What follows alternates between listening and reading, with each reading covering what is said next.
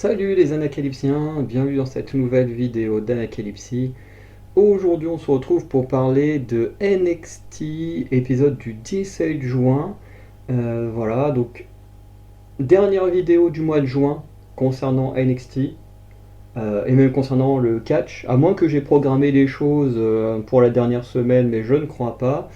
Voilà, j'expliquerai en conclusion, mais la semaine prochaine, il n'y aura pas de vidéo. Mais pour ceux qui ont suivi mes vidéos précédentes, vous savez déjà pourquoi, mais je le réexpliquerai en conclusion. On débute le match avec une Battle Royale pour devenir le challenger numéro 1 de Trick Williams. Donc une Battle Royale qui était plutôt sympa, pas incroyable. D'ailleurs les Battle Royale ne sont jamais des bons matchs, dans le sens où je suis d'accord pour dire que dès qu'il reste plus que 3-4 catcheurs, ça devient génial, ça devient plus facile de construire quelque chose, mais il faut quand même se l'avouer que quand même les 3 quarts du match où ils sont super nombreux, c'est pas intéressant, c'est hyper incohérent. Je veux dire, à la fin, il doit en rester qu'un, comme à koh et t'en as qui empêchent toujours, comme au Royal Rumble, c'est un truc qui m'énerve, quand t'en vois qui empêchent d'autres catcheurs d'envoyer les autres par-dessus la troisième corde, alors que bah, ça t'arrange, peu importe qui le fait, ça t'arrange qu'il y ait un adversaire en moins. Bref, l'écriture des Battle Royale, Royal Rumble, c'est toujours une daube, sauf quand on arrive dans le carré final. Et là, c'était plutôt sympa. Alors, je sais plus que c'est qu'il y avait dans le carré final. Est-ce que, bah, du coup, il y a forcément la personne qui a gagné. Euh, ok, il y avait Sean Spears. Et les deux autres, je sais plus qui c'est qu'il y avait. Mais en tout cas, on a eu la présence de Joe Hendry de la TNA, hein, qui je crois, est l'un des rares à avoir eu son entrée pour la Battle Royale. Donc ça, c'était plutôt cool. On a eu un gars, je crois que c'est Frank Azarian, un truc comme ça, je n'ai aucune idée de qui il est. L'épisode, peut-être on a fait mention, mais vraiment aucune présentation pour le gars, aucune promo, aucune entrée, rien. Le mec, pendant quasiment tout le match, que le mec est resté super longtemps, il était peut-être dans le quatuor final. À aucun moment on nous l'a présenté. Je vous dis, c'est incroyable. Le mec, on sait pas qui c'est, enfin, à part ceux qui connaissent vraiment le catch sur le bout des doigts. Mais pour quelqu'un comme moi qui regarde que la WWE, bah, ce mec-là, je sais pas c'est qui, donc ce serait bien de le présenter. Je veux dire, je connais son nom uniquement parce que je suis allé sur Instagram et que j'ai vu une vidéo de son entrée sur Instagram. Tu te dis, mais what the fuck? What the fuck? D'où il a une entrée, mais sur Instagram? Ça n'a pas de sens. Bref. On a pu voir également Dragon Lee du roster principal, mais aussi des moitiés d'équipe. Voilà, notamment on a vu Tank Ledger, mais pas Hank Walker dans le match, alors que Hank Walker était bien là backstage. Et pareil, on a vu Nathan Fraser, mais pas Axiom qui était bien là également backstage. Et du coup, voilà, il n'y a pas grand chose à retirer de ce match. Oro Mensah qui va à nouveau attaquer Ethan Page dès le début du match, ce qui fait que Ethan Page va quitter le match mais sans être éliminé parce qu'il va passer entre la deuxième et troisième corde. Et ensuite la Battle Royale va réellement se lancer. Et d'ailleurs tout le monde va se lancer sur Joe Hendry pour l'éliminer directement. C'était, enfin, je veux dire, c'est assez amusant et en même temps ça fait mal, hein, pour un invité de se faire jarter aussi vite. Mais bon, après il a quand même eu une longue entrée et tout comparé à Frank Azarian. Euh, Qu'est-ce que j'ai envie de dire d'autre? Oui, le seul vrai, enfin les deux seules vraies choses intéressantes qu'il y a eu dans le match, en gros, c'est le fait que bah, tout simplement Nathan Fraser a éliminé Tony D'Angelo pendant le match, ce qui fait il va gagner grâce à ça une opportunité pour gagner la World Cup Heritage, donc ça c'est plutôt cool.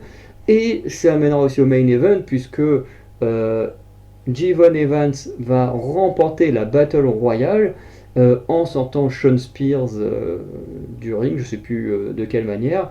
Ce qui fait que techniquement Javon Evans a gagné la Battle Royale, donc techniquement il a gagné le fait d'affronter Trick Williams à Heatwave cet été.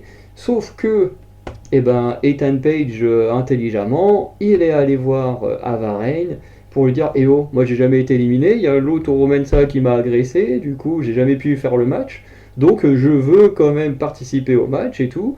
Et du coup, on a le main event, du coup, Jevon Evans contre, contre Ethan Page, qui en plus était, ma foi, vraiment pas mal. Ensuite, on a eu un match que j'ai bien aimé, mais en fait, surtout ce que j'ai aimé, c'est l'après-match. D'ailleurs, qui est un des rares trucs de l'épisode que j'ai repartagé sur mon Instagram. Du coup, Roxanne Perez et Lola Vice contre Jasmine Nix et Jessie Jane, contre Lash Legend et Jakara Jackson. D'ailleurs, Jakara Jackson, ça s'est senti que ça faisait très longtemps qu'elle n'avait pas catché. Je ne dis pas qu'elle a été mauvaise, mais je dis que ça s'est senti que ça faisait très longtemps qu'elle n'avait pas catché, contrairement par exemple à Roxanne Perez ou Lola Vice, qui ont enchaîné des matchs quand même ces derniers temps. Donc on ressent quand même un peu la différence. Du coup, le match, déjà ce que j'ai pas aimé, c'est qu'on a toujours ce truc de allez hop, et il y en a un qui fait une prise ou un finisher, vous savez, vers la fin des matchs par équipe comme ça va dire paf, je fais un finisher, un machin, et puis il y a Hulk paf, qui me fait un finisher, et puis il y a Hulk paf, qui fait un finisher, et hop, et ainsi de suite, jusqu'à ce qu'il ne reste plus qu'un. Ça, c'est toujours un moment qui m'insupporte dans l'écriture des tag matchs. Voilà, je le dis maintenant, ça m'insupporte. Parce que c'est prévisible de fou, et en plus, en général, ça termine pas le match, c'est juste histoire de faire un gros moment où le public va popper parce que tous les finishers sont balancés d'un coup. Mais honnêtement, moi, ça me fait pas rêver. Ok, il y a des finishers qui sont très beaux, qui sont très cool à voir, mais en même temps, si tu fais ça, mais que ça ne sert à rien dans le match, que le dernier debout, ça ne l'aide pas à gagner, j'ai envie de dire, c'est pas top, quoi. Par contre, ce que j'ai aimé, c'est que tout le monde a eu son moment. Que ce soit Roxanne Perez, elle a bien dominé à un moment donné. Lola Vice, elle a bien dominé à un moment donné. Bon, Jakara Jackson, c'est un peu plus compliqué. Elle a quand même fait des trucs, mais on sentait quand même que voilà, il y a une longue absence, voilà, sûrement à cause de blessures. Hein. Voilà. Lâche Légende, voilà, elle a montré sa puissance et tout, c'était vraiment très cool. Jessie Jane, pareil, elle a fait du très bon taf. Jasmine Nix, pareil. Jasmine, un des moments que je retiens le plus du match, c'est quand Jasmine Nix elle porte son finisher à Lâche Légende, et en plus le pied il va vraiment au niveau de la tête de Lâche Légende, qui pourtant est quand même très grand. Donc un coup de pied retourné comme ça, en touchant, enfin du moins en visant à peu près le bon endroit, c'est assez compliqué. Et là, je trouvais impressionnant. Jasmine Nix, pareil, elle est à garder à l'œil pour l'avenir. Très certainement qu'elle sera championne par équipe à un moment donné avec Jessie Jane. Bah non, c'est vrai, il n'y a plus de ceinture par équipe, je suis con moi.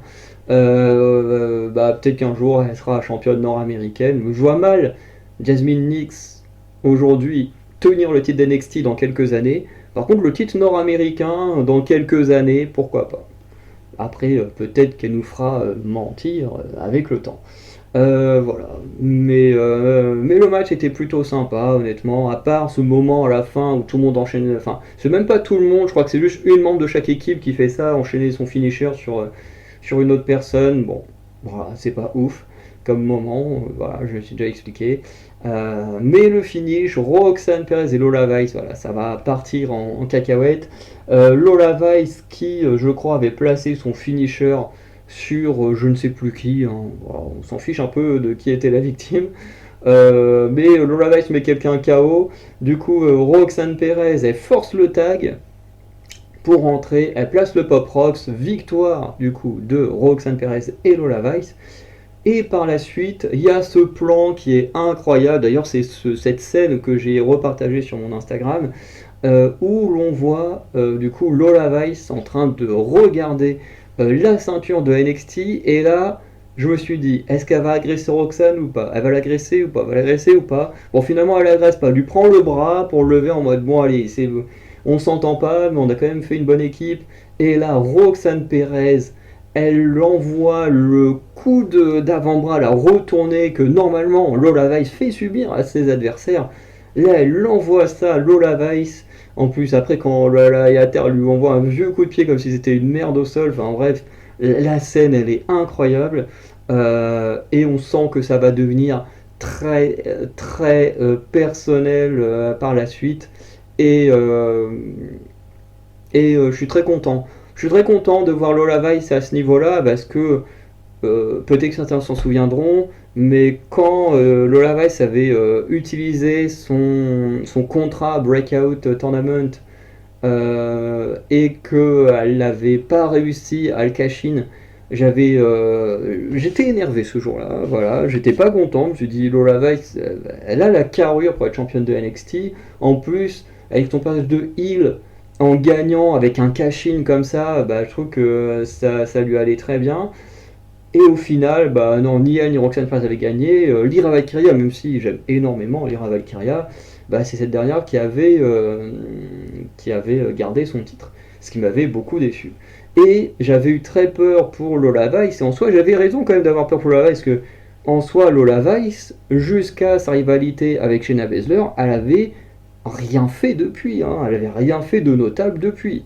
Ensuite, elle a cassé la gueule à Shayna Baszler à Battleground, mais qui était il y a à peine une semaine, donc franchement, pendant longtemps, elle n'a pas été euh, très très bien mise en avant. Et là, on la renvoie d'un coup dans la course au titre avec une rivalité qui va être encore plus personnelle, enfin surtout plus personnelle du côté Lola Vice que Roxanne Perez. La fois c'était plus Roxanne Perez qu'on voulait Lola Vice. Bref, j'ai hâte de voir cette rivalité. C'est peut-être l'une des choses qui me donne le plus envie à NXT avec le futur match Oba-Femi Wesley.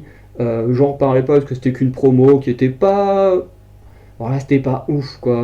Juste, voilà, Wesley était en mode oui, je veux encore une chance pour le titre. Oba-Femi lui dit ok, vas-y, je te la donne, mais si tu perds, tant que je suis champion, t'auras pu. Voilà, ça c'est un classique. Hein, voilà, ta dernière chance. Si tu n'arrives pas à me battre, tant que je suis champion, tu peux plus venir m'affronter. Voilà, c'est un truc qu'on voit souvent, enfin souvent, pas non plus à chaque champion, mais voilà, on a déjà vu ça. Il y a, dans le roster principal, je sais plus qui c'est qui avait fait ça aussi.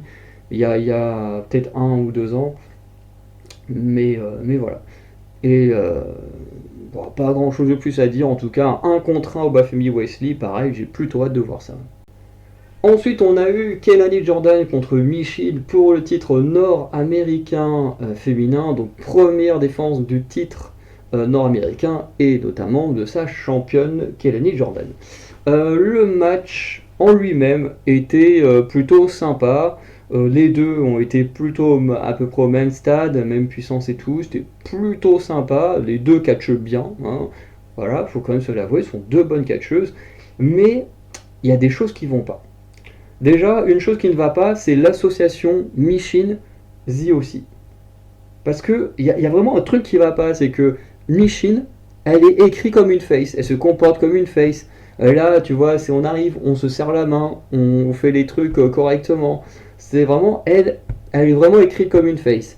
Et en même temps, elle est associée à ZOC, qui eux sont associés à AJ Styles, qui tous les trois se comportent comme des heels.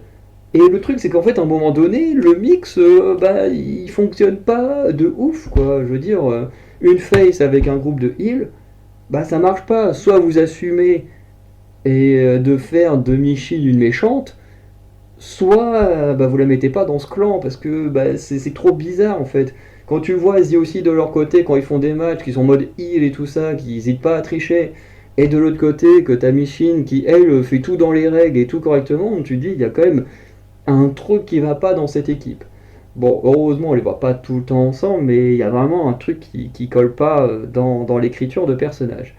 Et deuxième chose que je trouve très très dommage euh, pendant ce match, qui encore une fois était plutôt cool, eh ben, c'est que OTM à un moment donné va intervenir, ce qui va détourner l'attention de ZOC, mais également de l'arbitre. Et je crois que Kelly Jordan, qui est à moitié KO, n'a rien vu non plus. C'est que Jaida Parker est intervenue. Voilà, elle ne devait pas être contente de sa défaite la semaine dernière. Et du coup, elle a permis à Kelly Jordan d'enfin passer son finisher pour la victoire. Donc, première défense de titre, ouh, ça pique hein, déjà, on se trouve avec un face contre face. En plus, le match, il est bon, mais on se termine sur une intervention. Alors, je veux dire, c'est triste pour Kelly Jordan que sa première défense soit pas une défense d'une championne qui s'impose, voilà. Là, la championne, obligée de recevoir une aide extérieure pour gagner, ça la fout un peu mal. Ensuite, on a eu un match un peu osef, hein, qui n'a pas duré très longtemps. Fallon Henley contre Carly Bright. Voilà, il y avait eu une petite altercation backstage. Je ne sais plus vraiment ce qui s'est passé, mais voilà. Euh, on a eu pas grand chose d'intéressant, à part Wendy Chou, qui est intervenue dans le match afin d'agresser la pote de Carly Bright. Carly Bright, elle est avec une meuf. Ils ont donné son nom, mais le temps que je me mette sur mon truc pour l'écrire, j'avais déjà oublié ce qu'on nous avait montré. Mais bon, c'est pas très très grave puisque c'est une fille qu'on n'avait encore jamais vue. Comme Carly Bright, hein, qui est quand même assez récente dans le roster principal, enfin dans le roster principal d'NXT quoi. Euh, et le match, bon, il était sympa sans plus quoi. L'intervention de Wendy Chou, on la comprend pas plus que ça. Pourquoi elle s'attaque à une meuf qu'on nous public on n'a jamais vue, à part peut-être à Level Up, mais bon, ok. En plus, ça va détourner un petit peu Carly Bright, mais ça va pas la faire perdre au direct. Elle va être en mode oh quoi, qu'est-ce qui se passe? Et puis bon bah après le match il continue. Et au final, on a quand même une victoire de Fun Headley avec un running knee. Bon, qui était voilà, c'était sympa, mais voilà, c'était pas non plus hyper intéressant. De toute façon, les matchs d'exhibition comme ça, c'est pas les plus intéressants. Ensuite, on a eu un match par équipe entre Andre Chase et Duke Hudson contre Z aussi, Carl Anderson, Luke Gallows. Et en plus, là, Z aussi accompagné de Mia Yim. Encore une fois, Mia Yim, elle se comporte comme une face et elle accompagne des heel au ring. Et il y a vraiment un truc qui va pas. Et, euh, et le match était plutôt sympa. Voilà, on a deux bonnes équipes. Bon, le match, je sais pas d'où il sort. Enfin, je crois que backstage, il y a une petite altercation, mais oui, si, oui, il y a une petite altercation backstage. Mais bah, encore une fois, un petit match d'exhibition. Les deux équipes font du très bon taf et tout. Ça, il y a rien à redire là-dessus. Mais bon, c'est pas ce qui m'a emballé le plus. On a tout de même eu une victoire controversée, puisque Duke Hudson va porter un petit paquet à Carl Anderson pour la victoire. Mais techniquement, il n'y a pas de victoire. Ce qui veut dire que, en fait, quand l'arbitre il tape à 1, Carl Anderson il fait un bond, c'est-à-dire que ses deux épaules quittent le sol, mais l'arbitre continue de taper 2, 3. Et du coup, victoire controversée de. Comment il s'appelle déjà? De la chaise University. Voilà. Ce qui fait que ça. On ne sait pas trop où ça va mener. Peut-être que ça va créer une rivalité entre les deux équipes sur un peu plus longtemps. Après, c'est pas plus mal, ce sont deux bonnes équipes avec deux styles très différents. Mais le finish, un peu chelou. Et du coup, pour cette place de contender en numéro 1 du titre de Trick Williams, Jevon Evans contre Ethan Page, en sachant que Ethan Page, à part s'être fait agresser par Roman Reigns, est plutôt frais. Là où Jevon Evans, lui, a déjà disputé un match qu'il a gagné et où il a des bandages, voilà, pour éviter de se blesser. Le match, en vrai, il était vraiment très bien. Peut-être mon deuxième match préféré de la soirée. Après le match avec Roxanne et Lola, mais Roxanne et Lola, surtout le finish qui est excellent. Mais ce match-là, il était bien. Le truc, c'est que, j'ai envie de dire, d'un côté, le finish était assez prévisible. D'un côté, je ne m'attendais pas à une victoire de Jevon Evans, parce qu'à Heatwave, on aurait eu une title shot face contre face. Alors certes, on aurait eu un très beau match, mais est-ce que c'est vraiment intéressant de raconter une rivalité entre deux faces pour vraiment embarquer le plus de monde possible? Je suis pas sûr que ce soit une très bonne idée, même si Jevon Evans c'est incroyable dans un ring. Euh, alors que faire gagner Ethan Page, ça agrandit la rivalité et surtout, il y a toujours moyen de ramener du monde dans ce match. Pourquoi? Parce que bon, le match, Ethan Page va capitaliser à mort sur la blessure de Jevon Evans. Hein, il va tout faire, frapper dessus, soumission, tout ce qu'il peut, il le fera pour affaiblir la blessure de Jevon Evans. Ce dernier, lui, va se défendre, il va envoyer des trucs de dingue dans tous les sens. Hein, dès qu'il s'envole, c'est une dinguerie. mais c'est bel et bien Ethan Page qui va l'emporter avec son finisher. Mais ça ne s'arrête pas là, puisque à la fin du match, Ethan Page va confronter Trick Williams, ce qui fait que Shawn Spears en profite pour se venger de sa défaite de la semaine dernière contre Evans. Donc Trick Williams va faire le save, sauf que du coup Ethan Page va venir en aide à Shawn Spears. Donc soyez pas étonnés si dans 1 ou 2 semaines vous avez un match 2 contre 2, Ethan Page, Shawn Spears contre Trick Williams et Javon Evans. Hein. Ça n'a pas été annoncé, mais je suis sûr que ça arrivera la semaine prochaine. Sinon il y a un problème dans leur écriture, parce qu'ils font toujours ça habituellement. Mais voilà. Du coup, on a eu ce finisher de Javon Evans qui le place sur les 2 heels en même temps. C'était visuellement incroyable. Et du coup, avec la ceinture de NXT au milieu du ring. Donc, est-ce que on va partir sur un Fatal 4-Way à Heatwave entre Shawn Spears, Javon Evans,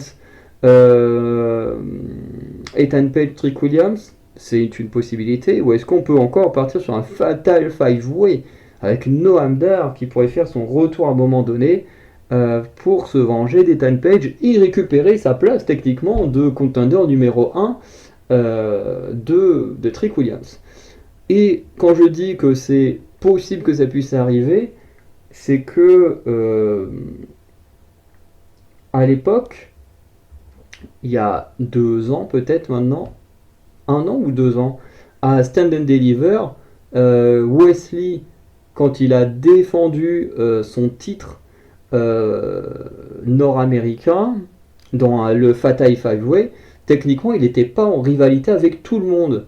Notamment JD McDonough et Ilya Dragunov étaient en rivalité tous les deux. Et c'était incrusté dans la title shot parce qu'ils se battaient. Dans ce battant, ils avaient dégommé Wesley qui avait pété un câble. Il fait bon, allez, maintenant j'en ai marre, je vous prends tous à Stand and Deliver et c'est fini. Et après, il y avait qui d'autre? Il y avait Dragon Lee. Non, si, Dragon Lee et Axiom. Pareil, Dragon Lee et Axiom, c'était 2 faces qui étaient pas plus que ça en rivalité avec Wesley. Et pourtant, pour moi, le Fatal 5-Way pour le titre nord-américain de ce Stand Deliver là, pour moi c'était clairement le meilleur match. Voilà, il n'y avait pas forcément de rivalité entre tout le monde, mais le match était une dinguerie. Et là on peut nous faire pareil. On a d'un côté, on a Trick Williams et Ethan Page qui sont en rivalité, Javon Evans Spears qui sont en rivalité, tu rajoutes Noam Dar qui lui a des comptes à régler avec Ethan Page et Trick Williams, et en vrai tu peux faire un Fatal 5-Way qui est excellent. Rien que l'ex qu'il y a un Fatal 5-Way, pareil tu peux en faire un très très bon. Donc à voir par la suite du coup ce que tout ça va donner, mais c'est plutôt pas mal. Pour conclure, on va parler d'abord des previews. Donc on aura Ariana Grace contre Sol Ruka pour devenir la challengeuse numéro 1 de Kelly Jordan, puisque Kelly Jordan veut affronter Sol Ruka, puisque Sol Ruka ne demande rien, elle attend que les choses se passent, et du coup Kelly Jordan préfère donner une chance pour le titre à quelqu'un comme ça, plutôt que quelqu'un qui est tout le temps en train de quémander un match pour le titre. Mais Ariana Grace, elle va arriver en mode ah oui, j'en suis sûr que tu penses à moi quand tu dis ça, machin. Sauf qu'en fait, non, elle pense à Sol Ruka. Du coup, Ariana Grace veut se faire Sol Ruka. Donc, on aura un match entre les deux. On aura, si j'ai bien compris, une sorte de tournoi par équipe pour déterminer les futurs challengers de Nathan Fraser et Axiom, qui d'ailleurs l'équipe va de plus en plus mal, puisqu'après une petite promo plutôt intéressante, plutôt un segment intéressant où en gros Axiom reproche à Nathan Fraser de ne pas être concentré sur les ceintures par équipe, mais être beaucoup trop concentré sur la coupe, sur le titre nord-américain, enfin bref, sur les ceintures qui brillent, et du coup lui demande d'être plus concentré sur le titre nord-américain, par équipe plutôt, mais dès qu'on lui montre un contrat pour la coupe, il signe direct, il comprend rien. Bon. On va voir où tout ça va mener, mais du coup on aura Nathan Fraser contre Tony D'Angelo pour la coupe. Et on aura un match entre Damon Camp et Taven Hate, Taven Hate qui est pressenti par Charlie Dempsey pour rejoindre l'équipe. Donc à voir si c'est un test d'entrée ou pas, je ne sais pas trop. Ou c'est peut-être parce qu'il a refusé qu'ils veulent je sais pas si c'est en tête ou si c'est parce qu'il aurait refusé. Parce que je sais qu'il y a eu un segment, mais j'avoue que j'ai pas écouté ce qui s'est passé dans ce segment-là. Donc dans la globalité, on a eu un bon show. Franchement, on a passé un bon moment. Tout ce qu'il y avait était plutôt bien, hein, faut dire. La Battle Royale, le début c'était mauvais, mais quand il restait plus que 4 personnes, c'était pas mal. Le match par équipe féminin, c'était trop cool. La défense de titre, malgré le finish de Kelani Michin, c'était plutôt pas mal. Bon, Fall Handy, Carly Bright, c'était un peu osef, mais c'était pas mauvais. Le match par équipe masculin, pareil, un peu osef, mais pas mauvais. Le main event, par contre, il était excellent. Donc, pour moi, on a passé un bon show. Du coup, la semaine prochaine, comme je l'ai dit, il n'y aura pas d'épisode de NXT, puisque lundi prochain, le 24, je pars en Écosse et je reviens en France que le 1er juillet. Donc, comme je serai en vacances, je serai en train de profiter et tout, je n'aurai techniquement pas, même pas techniquement, c'est je n'aurai pas le temps de faire une vidéo sur l'épisode de la semaine prochaine. Donc voilà, ne soyez pas étonnés pour ceux qui me suivent régulièrement si jeudi prochain ou vendredi prochain vous ne voyez pas de vidéo autour de NXT. Voilà. Si vous voyez une autre vidéo d'un autre type, c'est qu'il y avait une vidéo que j'avais programmée, sinon, bah voilà, ne soyez pas surpris. Du coup, je vous souhaite une bonne journée, une bonne soirée. N'hésitez pas à dire en commentaire ce que vous avez pensé de ce show. Et on se dit à très bientôt. Ciao.